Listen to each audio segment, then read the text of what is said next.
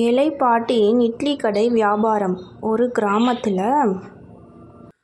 கடவுளே, என்ன பண்ணுறது, கையில் வர காசு இல்லை, இவங்களுக்கும் வேலை இல்லை. ஏதாவது கடை போடலான்னா என்ன கடை போடுறதுன்னே தெரியல. பேசாமல் இன்னைக்கு நைட்டுக்கு இட்லி கடை போட்டு பார்க்கலாம். வாங்க ஐயா, வாங்க. சூடான இட்லி, சுவையான இட்லி. 4 இட்லி 10 ரூபா தான். பாட்டிமா, எனக்கு ஒரு 4 இட்லி கொடுங்க. சரிப்பா, இந்தாப்பா, வாங்கிக்கோ இட்லி. ஆஹா, இட்லி என்ன டேஸ்ட்டு! சாம்பார் சூப்பராக இருக்கு பாட்டி. ஆஹா, என்னமோ அங்கே இட்லி கடை இருக்குது போல இருக்கு. நம்மளுக்கு வேற ரொம்ப பசிக்குது, சாப்பிட்டுட்டு போயிடலாம். பாட்டி, எனக்கு ஒரு 4 இட்லி கொடுங்க பாட்டி.